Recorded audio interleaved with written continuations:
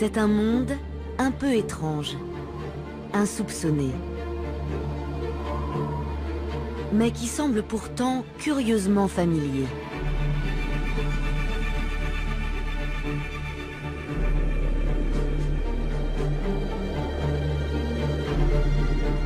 Sa surface rappelle les paysages de la Terre.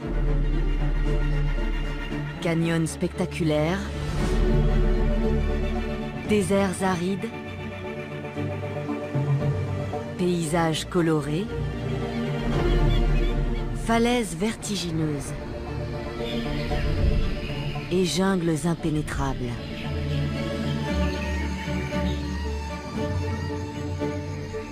D'inquiétantes et innombrables créatures peuplent cet univers.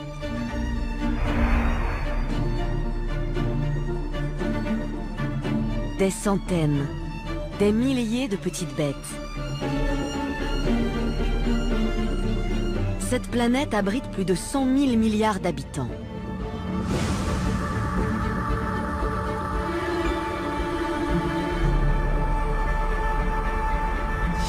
On pourrait penser qu'elle se trouve à des années-lumière de la Terre, perdue au fin fond de l'univers.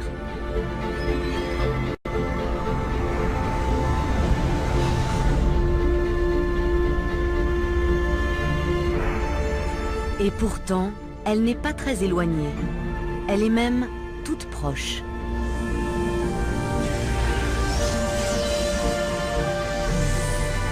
Et cette planète, c'est vous.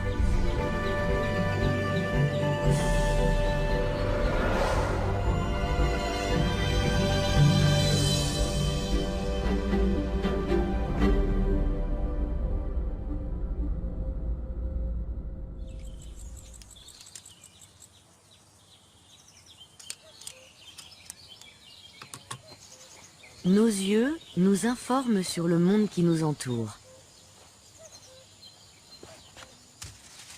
Ils nous permettent de voir de quoi il est constitué.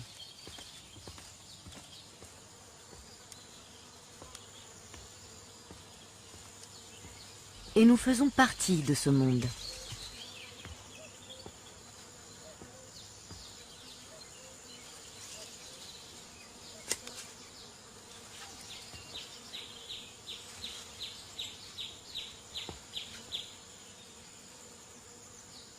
Nous nous voyons comme des personnes, des individus. Et si nous n'étions pas ce que nous pensons être?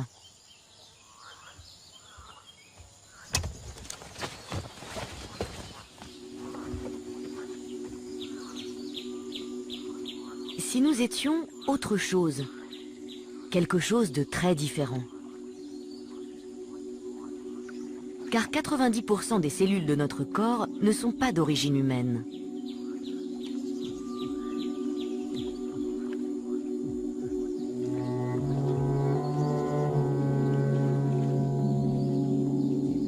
Nous ne sommes pas seulement des personnes uniques. Nous sommes de véritables écosystèmes. Chaque être humain est un univers à lui tout seul. Un habitat composé d'une multitude de niches écologiques.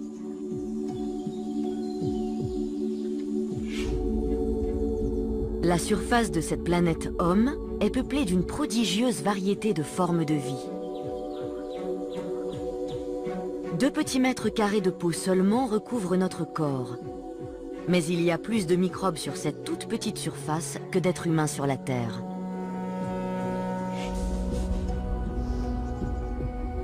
Notre peau accueille plus de 1000 espèces de bactéries différentes.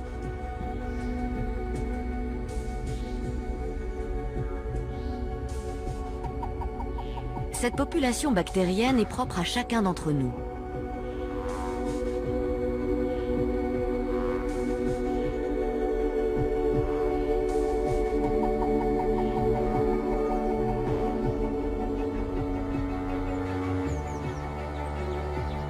La génétique n'est pas la seule chose qui distingue les individus les uns des autres. En tant qu'écosystème, nous sommes uniques au monde.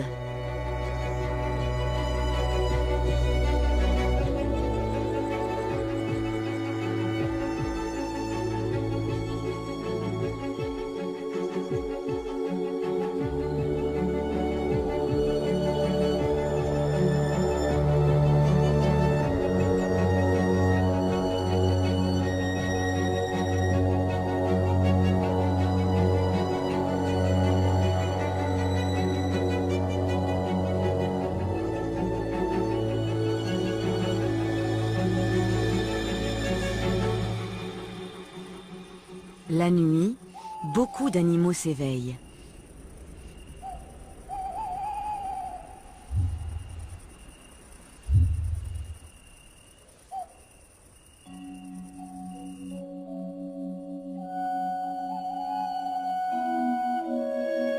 Les habitants de la planète Homme sont eux aussi très actifs dans l'obscurité.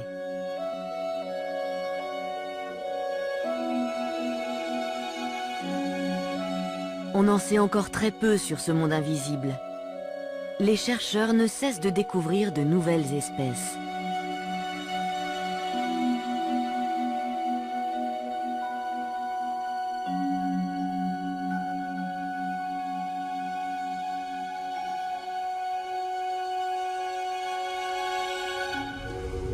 Dans la jungle de nos cils et de nos sourcils se cachent de curieuses créatures.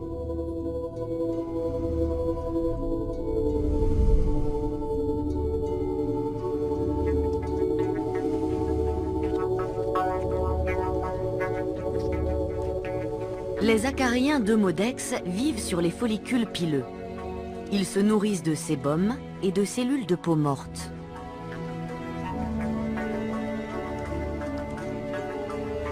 Ils attendent la nuit pour se déplacer d'un poil à l'autre.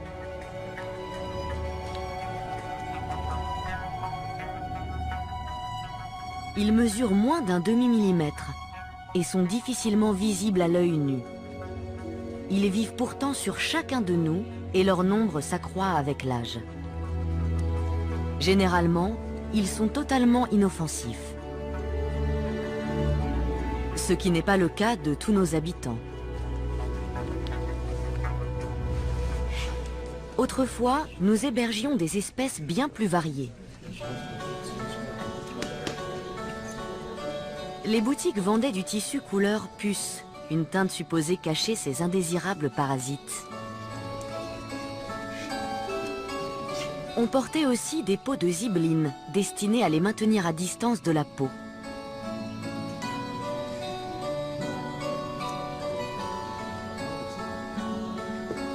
Certains arboraient même parfois d'élégants pièges à puces.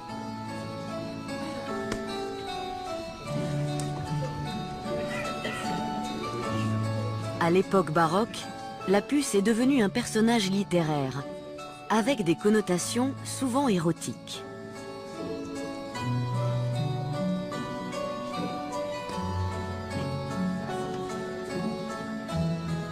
On raconte qu'au début du XVIIe siècle, un jeune galant français en aurait attrapé une sur sa bien-aimée.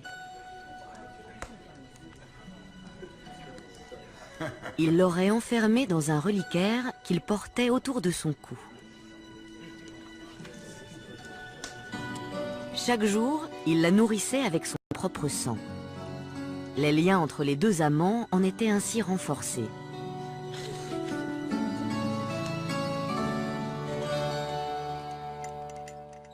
Aujourd'hui, nos parasites ne sont plus une source d'amusement.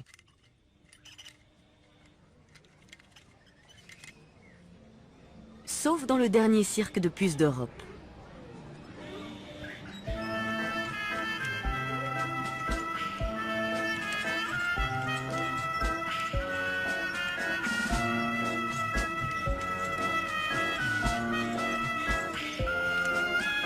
Robert Birk en est le directeur. Il a appris à chacune de ses artistes un numéro particulier.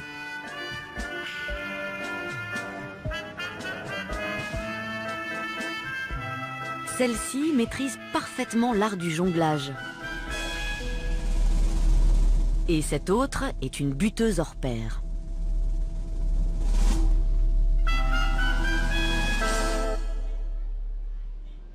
Les puces sont des sportives de haut niveau.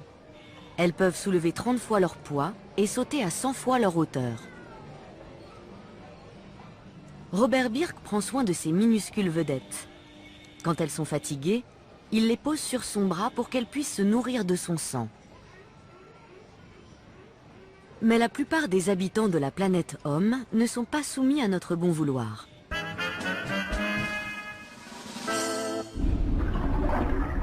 Et ce, pour une raison simple.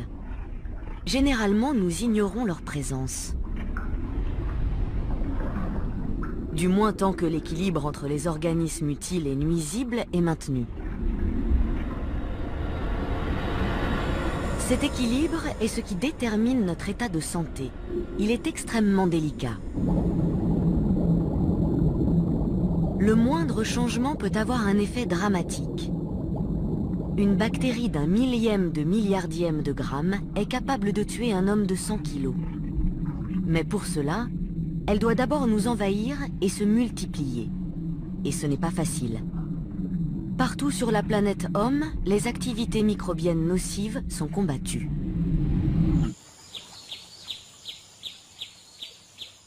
Les intrus affrontent un système de défense qui comporte plusieurs niveaux.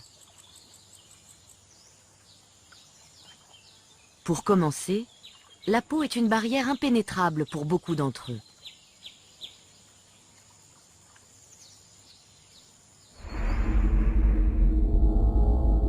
Cela tient surtout à la structure des cellules de l'épiderme. Elles forment une couche cornée qui protège des invasions.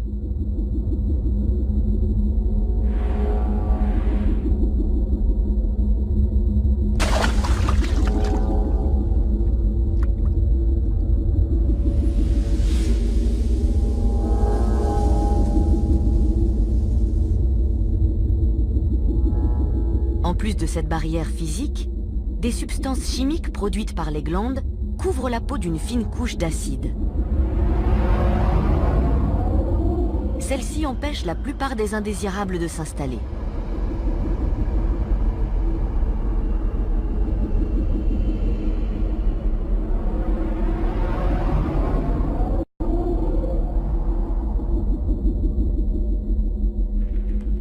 Pour certains visiteurs, ce film acide est instantanément mortel. D'autres survivent, mais ne parviennent pas à s'implanter. L'environnement acide favorise la population résidente. Les glandes de la peau ne sont pas les seules à défendre la planète Homme. Les bactéries résidentes contribuent aussi à produire le milieu acide dans lequel elles prospèrent. Ce système fonctionne si bien qu'en temps normal, il n'y a pas de place pour les nouveaux venus.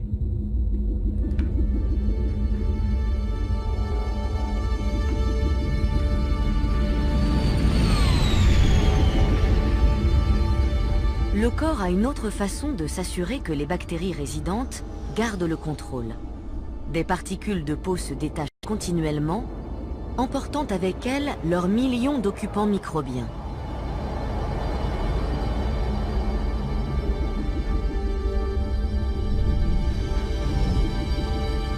Et pour ceux qui parviennent à rester en place, ceux-ci signent leur arrêt de mort.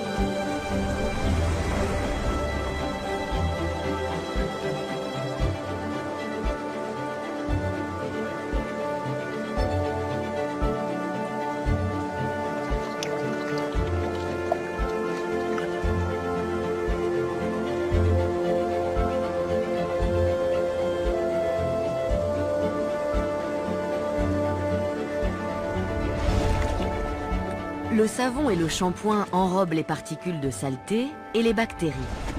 Elles sont alors détachées de la peau et emportées.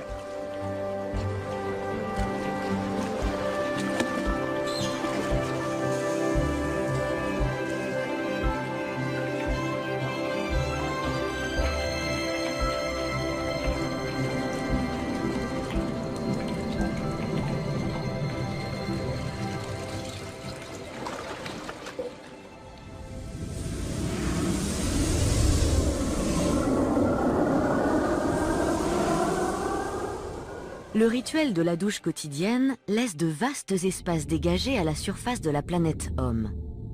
Ce sont autant de nouveaux territoires potentiels pour les bactéries colonisatrices. Après la toilette, le pH de la peau n'est plus acide, mais alcalin. Pour les non-résidents, c'est le moment idéal pour essayer de gagner du terrain.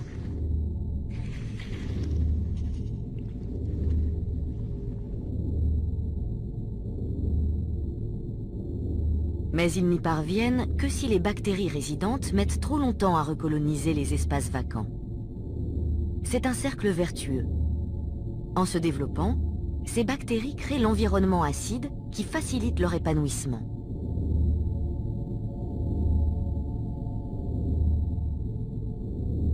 Si la peau est repeuplée suffisamment vite, les organismes étrangers ont du mal à la coloniser.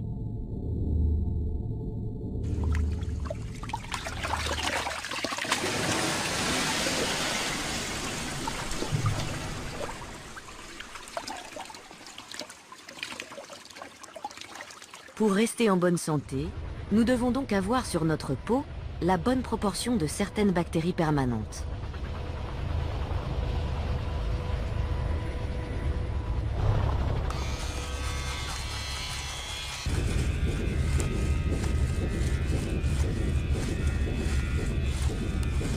La composition de cette flore bactérienne varie d'une personne à l'autre.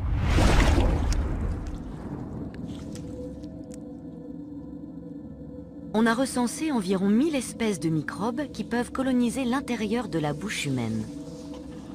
Mais chacun de nous n'en héberge qu'une centaine dans sa bouche à un instant donné.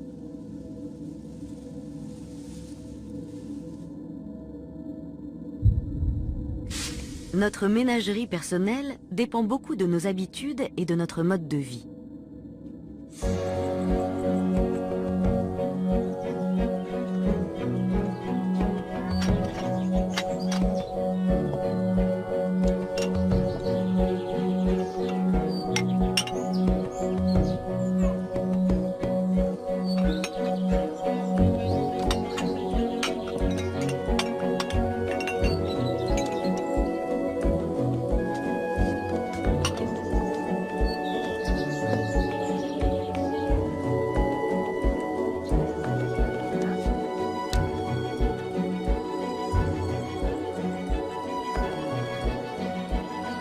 Parfois, la planète Homme ne peut pas attendre que ses habitants permanents se soient réorganisés.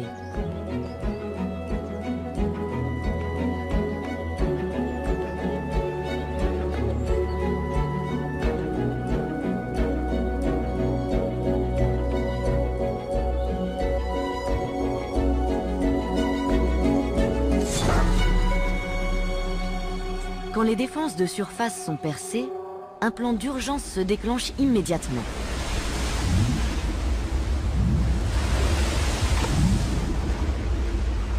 La rapidité est essentielle. Le corps est désormais exposé à des formes de vie capables de le détruire.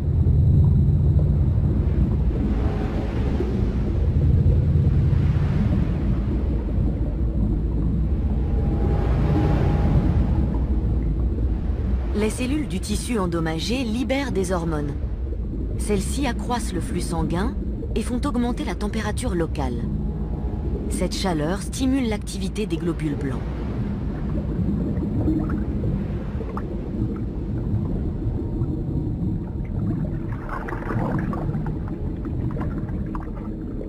Ils se mettent à absorber les visiteurs indésirables. Il existe différents types de globules blancs pour répondre aux différents types d'agresseurs.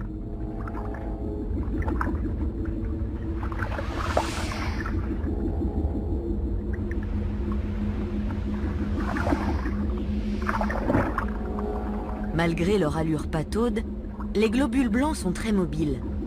Et pour renforcer leur efficacité, ils possèdent des sortes de bras pour capturer les intrus.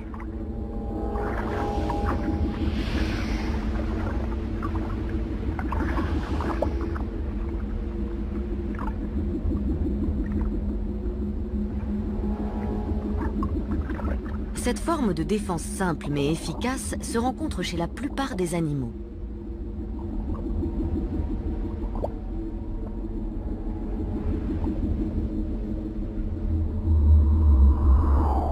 Les globules blancs communiquent lorsqu'ils travaillent.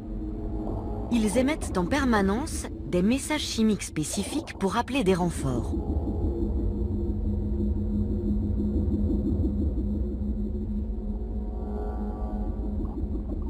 Dès qu'ils ont digéré les agents pathogènes, ils établissent un autre canal de communication. Selon la composition chimique des intrus qu'ils rencontrent, les globules blancs produisent à leur surface un profil moléculaire. Cela permet aux autres cellules du système immunitaire d'identifier les envahisseurs.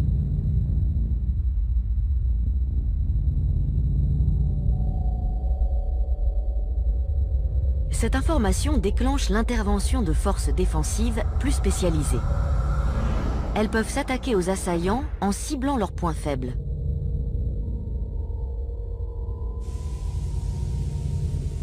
Il faut parfois des jours avant que cette défense sur mesure soit à son maximum d'efficacité. Mais si le système immunitaire a déjà rencontré un envahisseur par le passé, il réagit beaucoup plus vite.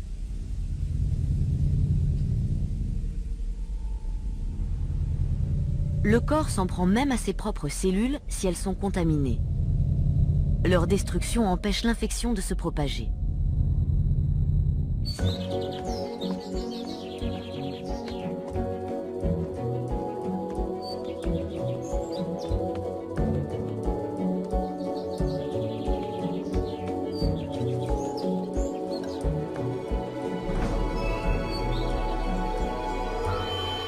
Mais que se passe-t-il à l'endroit où la peau a été percée? Pour commencer, le vaisseau sectionné se contracte pour réduire le flux sanguin. Autour de la blessure, des protéines réagissent avec les agents coagulants du sang.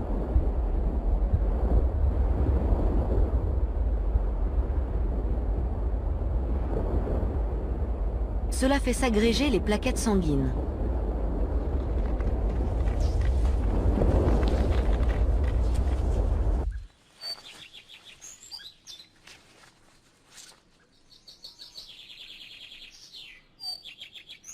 La plupart des petites coupures cessent de saigner en 1 à 3 minutes.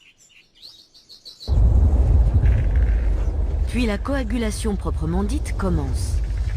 Une réaction en chaîne complexe, où interviennent 17 protéines, forme un réseau serré de filaments de fibrine. Au bout de 6 à 10 minutes, la blessure est obstruée par un caillot sanguin.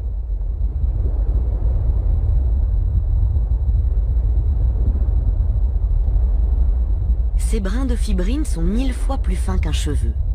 Ils sont cependant très élastiques. Ils peuvent s'étirer sur 4 fois leur longueur sans casser.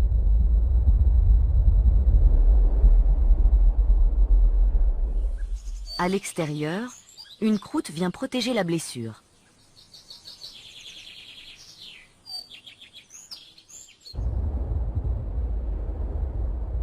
La structure du caillot sanguin sert de matrice à la régénération du tissu. Le réseau de fibrine est peu à peu remplacé par des fibres de collagène.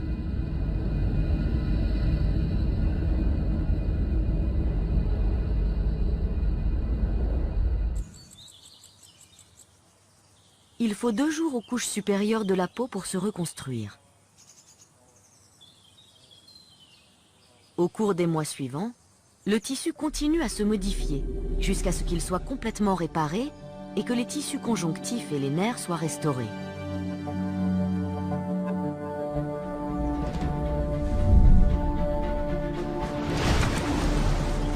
Malgré son incroyable capacité à s'auto-réparer, le corps est en état d'alerte permanent. Il mène un combat sans fin contre des microbes capables de le paralyser, l'intoxiquer, l'affamer, l'étouffer ou le vider de son sang.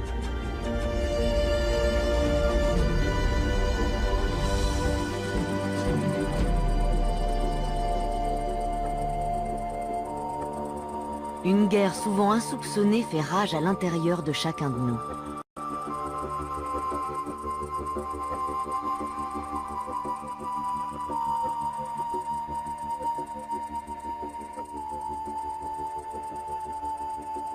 Et cet affrontement commence dès la naissance. Après 9 mois dans l'environnement stérile de l'utérus, nous commençons à nous faire coloniser à l'instant même où nous venons au monde.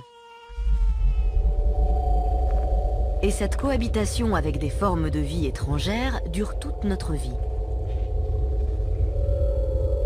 En traversant les voies génitales maternelles, puis lors des premiers contacts avec le monde extérieur, nous récoltons un premier lot de bactéries. Bizarrement, notre organisme les reçoit à bras ouverts. Pour les accueillir, nous supprimons la réponse immunitaire de nos cellules intestinales.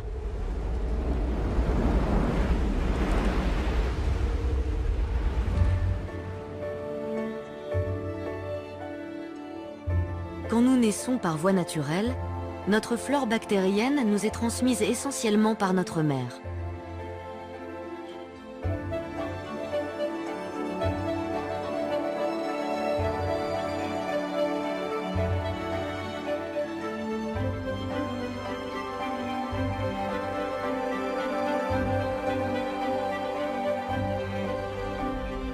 Seules quelques régions de la planète Homme doivent rester inhabitées. Le cerveau, la vessie et les poumons.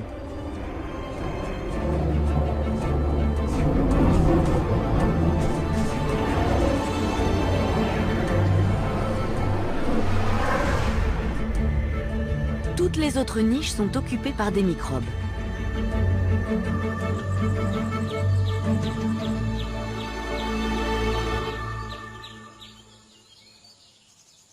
Mais pourquoi ces envahisseurs nous trouvent-ils autant à leur goût?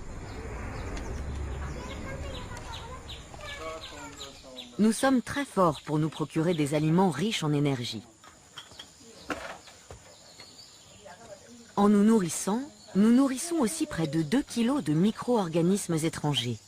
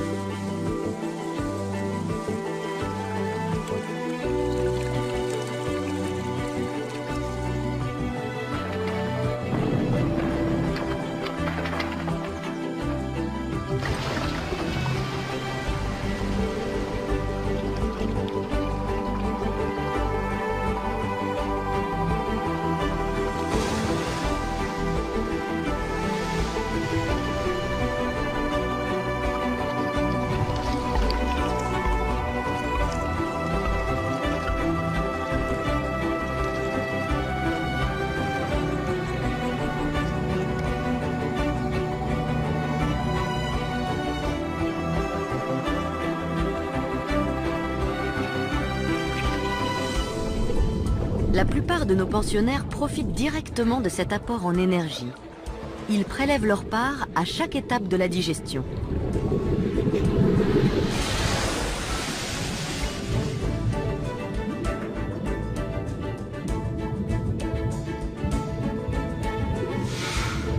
Mais leur présence nous est aussi bénéfique. Les bactéries nous apportent des substances essentielles. Elles nous aident à digérer les sucres, l'amidon et la cellulose.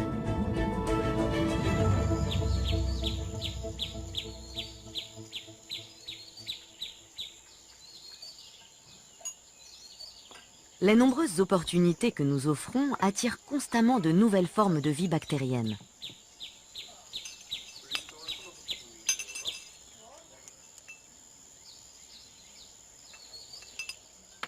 Beaucoup peuvent perturber le fonctionnement de notre corps. Et certaines sont même capables de le détruire. Les salmonelles, par exemple, peuvent provoquer une intoxication mortelle. On les trouve le plus souvent dans les reptiles et les oiseaux.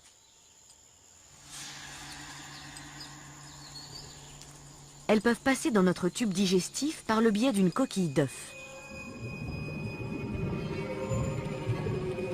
Les salmonelles possèdent une arme secrète.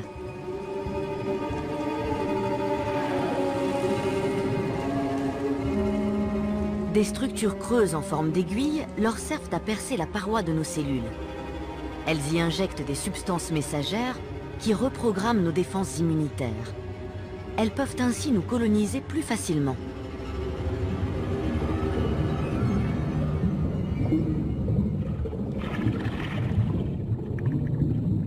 Les envahisseurs nuisibles et les microbes utiles sont souvent de proches cousins. Escherichia coli est une bactérie qui nous aide à digérer les sucres et qui synthétise aussi la vitamine K, essentielle à la coagulation du sang. Mais certaines souches de cette bactérie produisent de puissantes toxines à l'origine de maladies mortelles. Heureusement, bien souvent l'invasion échoue pour une raison simple. Toutes les niches sont déjà occupées. Peu adaptables, les bactéries ne survivent pas longtemps s'il n'y a pas de place pour elles. Le corps humain se défend en occupant tout le terrain. C'est une forme de défense qu'on appelle résistance à la colonisation.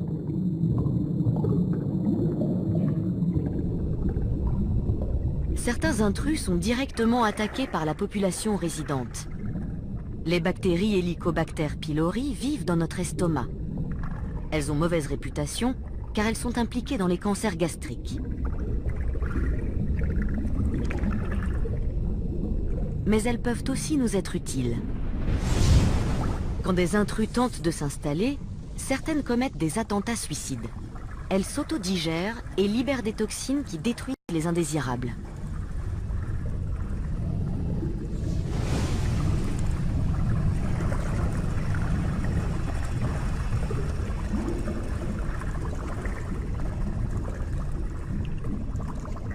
Ces bactéries hélicoïdales nous accompagnent depuis des milliers d'années. Elles jouent sans doute un rôle important dans notre santé, mais nous ignorons exactement lequel.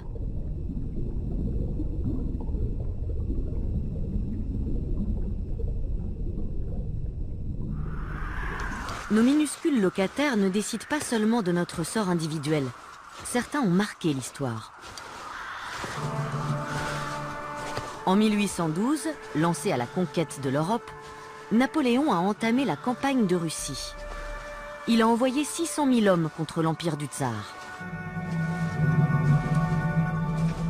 L'entreprise s'est soldée par un désastre humanitaire. Et les petits habitants de la planète Homme ont joué un rôle majeur dans cette défaite.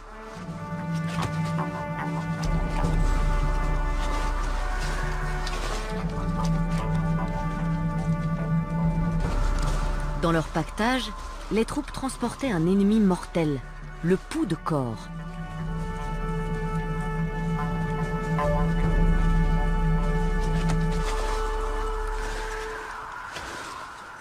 C'est une des raisons pour laquelle beaucoup de soldats ne sont jamais revenus de Russie.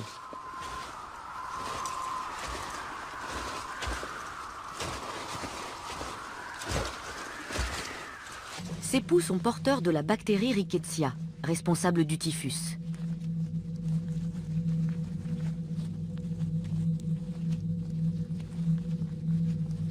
Le terrible hiver russe a permis aux poux de trouver facilement de nouveaux hôtes.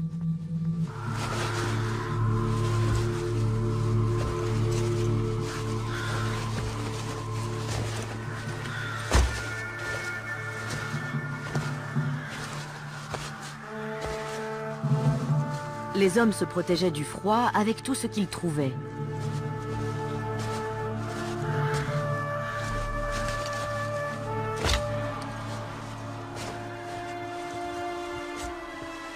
On a récemment découvert une fosse commune près de Vilnius, en Lituanie. Les analyses ADN ont montré qu'un tiers des soldats inhumés étaient morts de maladies transmises par les poux de corps.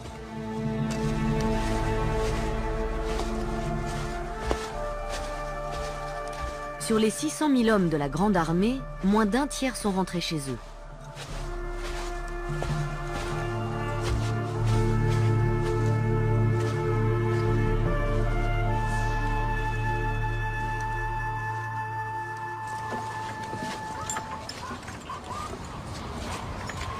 Ce n'était pas la première fois que nos microscopiques pensionnaires changeaient le cours de l'histoire.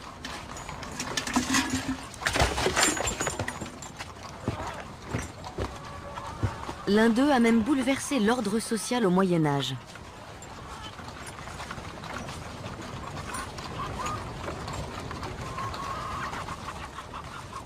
Les rats abritent de nombreux parasites, dont des puces.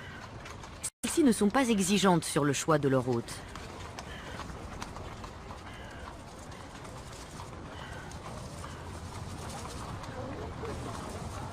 Quand elles le peuvent, elles passent de l'animal à l'homme.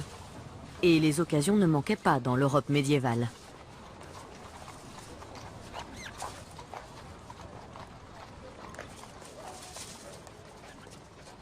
En piquant, les puces transmettaient une bactérie mortelle, Yersinia pestis.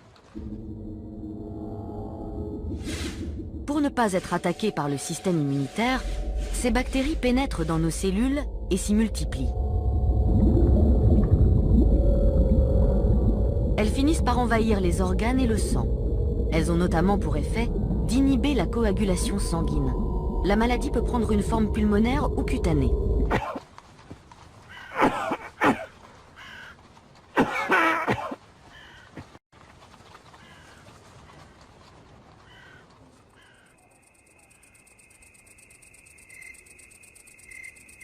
Le contact avec un malade conduit presque sûrement à la contamination et à la mort.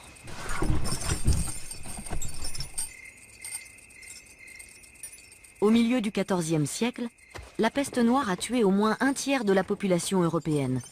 Plus de 20 millions de personnes.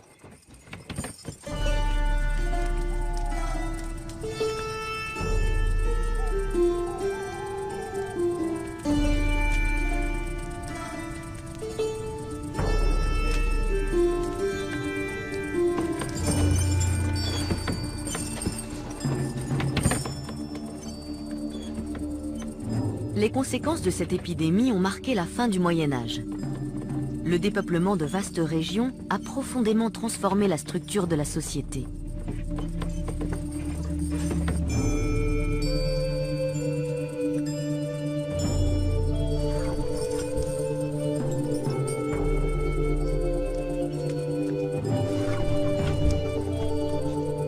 Les terres ont été redistribuées et le prix de la main-d'œuvre a augmenté.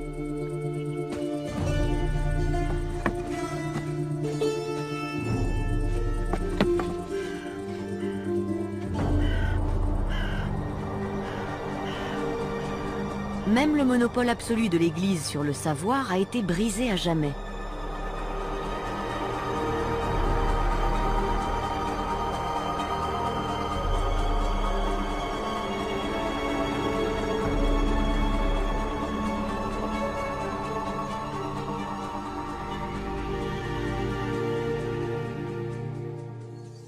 Les rats sont longtemps restés associés à la mort et à la putréfaction. Mais cette idée a fini par disparaître de notre mémoire collective.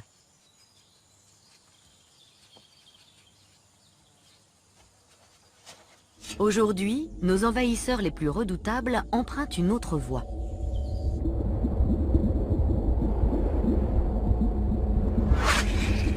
Voici l'animal le plus dangereux du monde. Il provoque la mort de plus d'1 million de personnes chaque année. La femelle du moustique anophèle a besoin de sang pour nourrir ses œufs.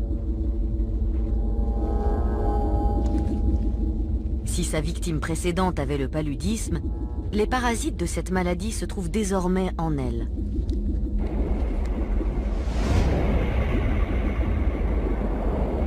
Et ils sont injectés dans un nouvel hôte.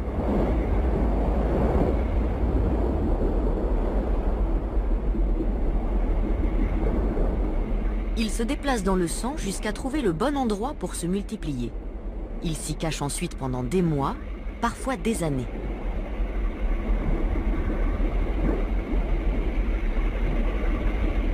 Les symptômes n'apparaissent que lorsque les parasites devenus matures pénètrent dans les globules rouges. Là, ils peuvent achever leur développement. À l'étape suivante de leur cycle de vie, ils font éclater les globules rouges infectés. Les toxines libérées provoquent les poussées de fièvre typiques de la maladie.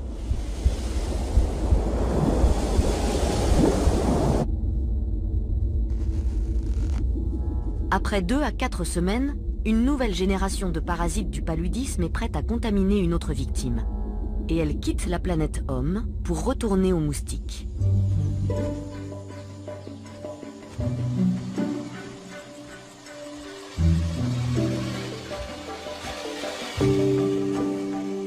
la plupart de nos visiteurs viennent en paix. Beaucoup atterrissent sur nous par accident.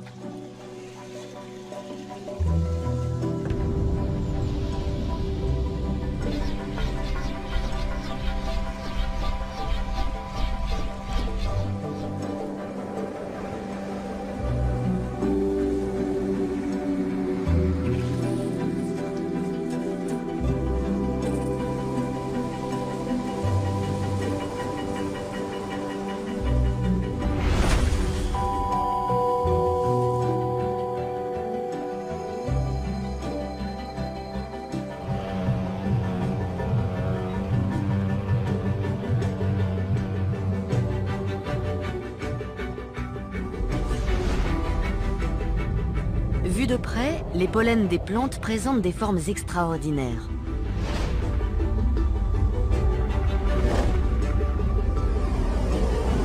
Au printemps et en été, l'air en est rempli.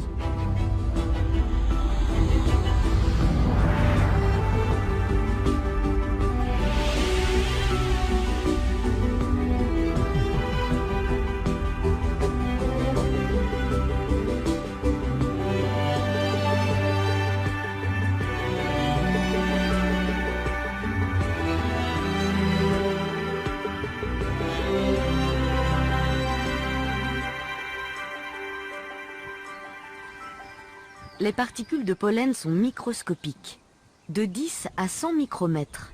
Elles peuvent s'infiltrer partout. Les plantes les produisent en abondance afin de s'assurer que quelques-unes au moins atterriront à l'endroit souhaité.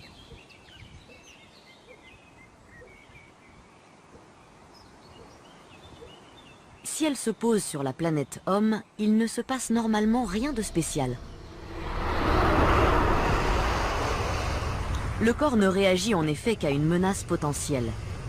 Les grains de pollen sont traités comme des poussières inoffensives. Le mucus qui tapisse nos narines les évacue.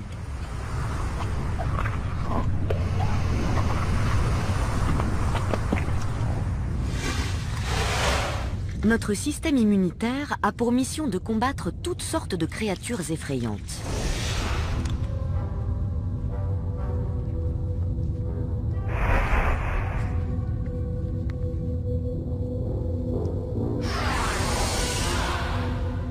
Sans ce mécanisme de défense, l'espèce humaine n'aurait jamais survécu.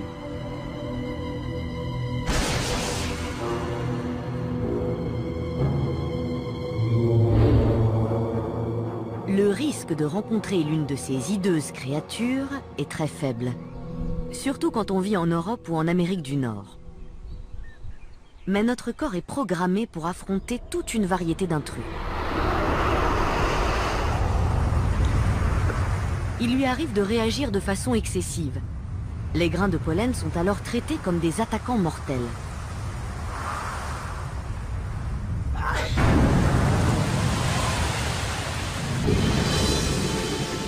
Quantité d'organismes étrangers exploitent nos fonctions vitales. Certains sont permanents et partagent nos repas. Pour d'autres, l'univers humain n'est qu'une étape dans leur voyage. Quelques-uns nous rendent plus performants, d'autres peuvent nous tuer. La planète Homme est un système d'interaction complexe et infiniment changeante. Dans ce système, chacun peut être le parasite d'un autre. Nous abritons des nématodes, qui abritent des bactéries, qui abritent à leur tour des bactériophages. L'examen de cet écosystème microscopique fait apparaître un monde étrange et totalement nouveau.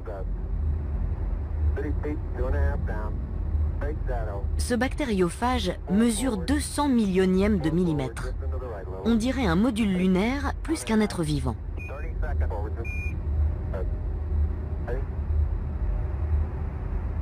Il est sur le point d'atterrir sur un Escherichia coli.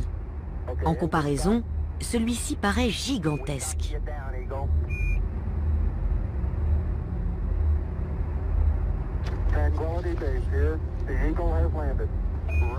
Le bactériophage injecte son ADN dans la bactérie et réussit le tour de force de la transformer en fabrique de bactériophages, afin de la détruire.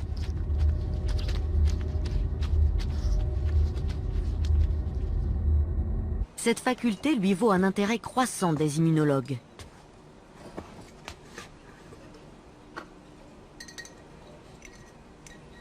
À l'heure où les bactéries sont de plus en plus résistantes aux antibiotiques, les bactériophages pourraient constituer une nouvelle arme contre les infections.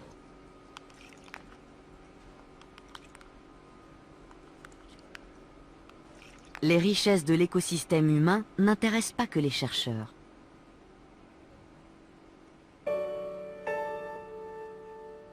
Elles stimulent aussi la créativité des artistes.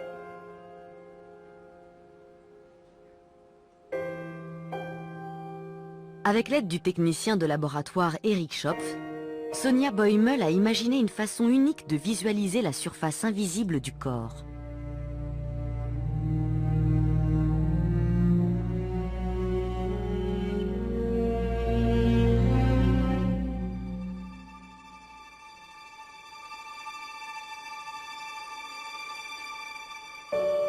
Elle se sert d'une boîte de pétri géante comme d'une toile, et les bactéries présentes sur sa peau font office de peinture.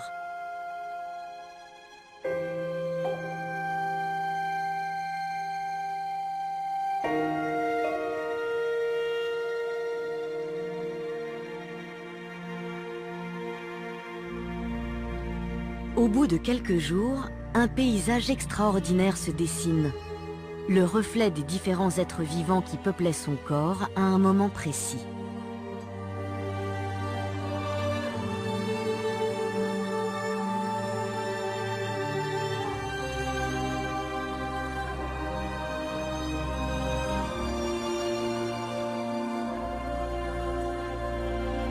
Si étrange que cela paraisse, c'est le symbole d'une nouvelle vision de nous-mêmes.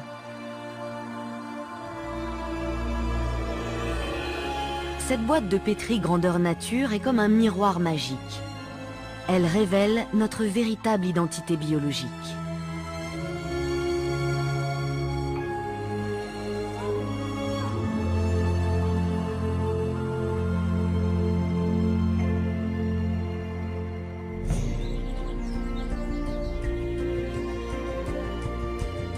Nous commençons à peine à comprendre le fonctionnement de cette remarquable symbiose.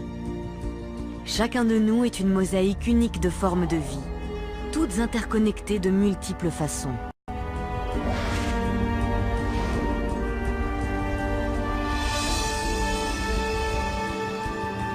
Nous ne pouvons survivre qu'en partenariat avec ces organismes étrangers. Sans eux, même la plus élémentaire forme d'existence humaine serait impossible.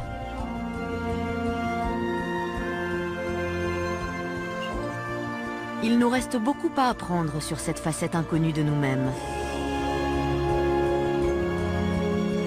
Quand nous connaîtrons chaque habitant de la planète Homme, alors seulement nous saurons qui nous sommes vraiment.